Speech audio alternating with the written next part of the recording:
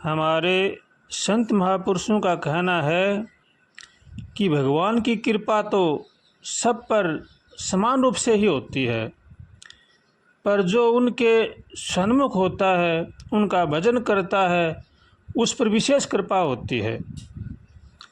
जब मनुष्य की दृष्टि, मनुष्य का मन भगवान में लग जाता है, वह भगवान के सन्मुख हो जाता है, तो वह भगवान का हो जाता है।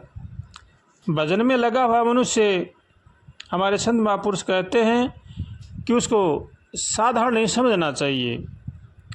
रामायण जी में कह रहे हैं, सन्मुख होई जीव मोहि जब ही, जन्म कोटि अगनाश ही तभी।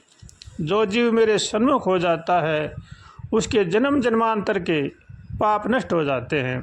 सन्मुख वही होता है जो मन, कर्म और वचन से भगवान का हो जाता है, सबका भला सोचता है, सबका भला करता है और भगवान की शरण में रह करके भगवान का भजन करता है। वही जीव भगवान के सन्मुख है और वही भगवान को प्रिय है। इसलिए जो अपना कल्याण चाहता है, उसको चाहिए कि वो मन, कर्म और वचन से भगवान का होकर के भगवान का भजन करे। जिसके मन में भगवान का वास है, जिसके हृदय में भगवान विराजमान हैं, वहीं सारे तीर्थ हैं, वहीं अयोध्या है, वहीं वृंदावन है। इसलिए जो अपने मन में भगवान को बसाना चाहिए।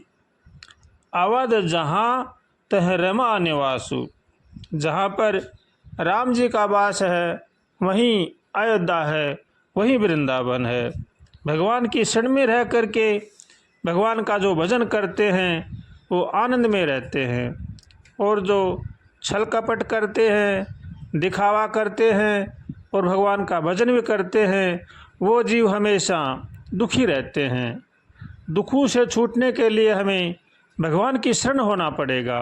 भगवान की शरण वही होता है जो भगवान का बन जाता है, सब में भगवान को देखता है, सबको भगवान का मानता है, वही भगवान की शरण में है। और दूसरों के साथ छल कपट करता है, धोखेबाजी करता है, बेईमानी करता है, वो कभी भी भगवान का नहीं हो सकता। इसलिए जो अपना कल्याण चाहते हैं, उनको चाहिए कि वो मन, कर्म और वचन से भगवान की शरण में रह करके भगवान का भजन करें, तो जीवन में सुख शांति रहेगी। हम जीवन में सुख शांति चाहते हैं, सभी चाहते हैं, लेकिन मिलती नहीं है। इसी का यही कारण है कि हम भगवान के होकर के भगवान का भजन नहीं करते हैं। मन में छल कपट रखते हैं, दुर्भाव रखते हैं, इसमें हम भगवान के नहीं हो सकते। भगवान कह रहे हैं, निर्मल जन मन सो मोहि पावा, मोह कपट छल छिद्र निभावा। भगवान को छल कपट ये नहीं सुहाते हैं।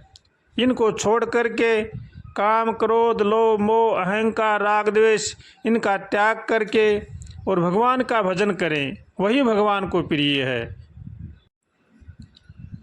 सुख दुख ये जीवन में आने वाली चीज़ें हैं, आती हैं और जाती हैं। जैसा हमारा कर्म है, जैसा हमारा प्रारब्ध है, वैसा हमारे साथ अपने आप होता चला जाता है। इनसे कभी भी घबराना नहीं चाहिए। हरदम भगवान से प्रार्थना करें, हे नाथ हमें सद्बुद्धि दो, सद्विचार दो, ताकि संसार की बुराई से बचें। ऐसे भगवान से हरदम प्रार्थना करनी चाहिए और सुख दुख से कभी भी घबराना नहीं चाहिए। सुख में मनुष्य को कभी फूलना नहीं चाहिए और दुख में कभी घबराना नहीं चाहिए। भगवान की शरण में रह करके अगर हम भगवान का भजन करते हैं, तो हमारे में जितना भी दुख आएगा वो बड़ी आसानी से टल जाएगा। भगवान हमें महसूस भी नहीं होने देंगे कि कैसा दुख आया था। अगर हम रोएंगे, चिल्लाएंगे, तो हमें कुछ भी नहीं मिलेगा। इसलिए हमें चाहिए कि भगवान की शरण में रह करके भगवान का भजन करें। मनुष्य जन्म मिलना बड़ा ही सौभाग्य की बात है। हम मनुष्य जन्म को पा करके हम यूं ही व्यर्थ में इसको गंवा देते हैं। ये बड़े ही घाटे और दुख की बात है। मनुष्य जन्म बड़ा ही अनमोल है। ये हमारे अनेक जन्मों के पुण्य उदय होते हैं, तब हमें मनुष्य का जन्म मिलता है। इसको हमें व्यर्थ में नहीं गंवाना चाहिए। हरदम सचेत और सावधान रह करके अच्छे कर्म करने चाहिए। सबका भला सोचना चाहिए, सबका भला करना चाहिए और भगवान की शरण में रह करके भगवान का भजन करना चाहिए।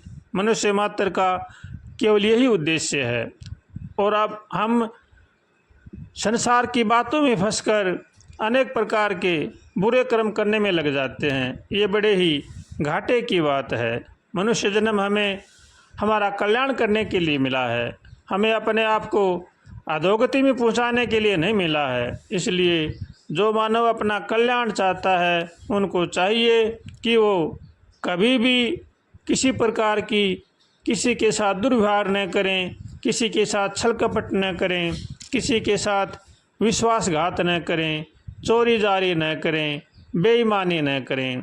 भगवान से हरदम प्रार्थना करें और भगवान का भजन करें।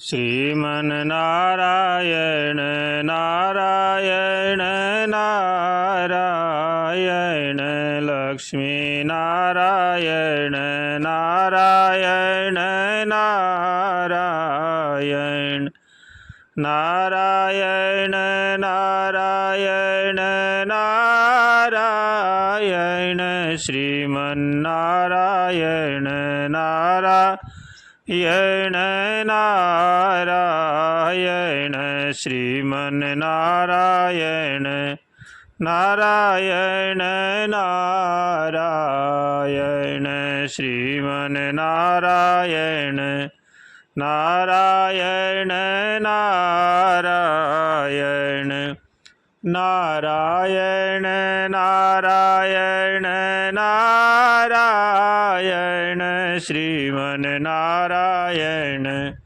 नारायण नारायण।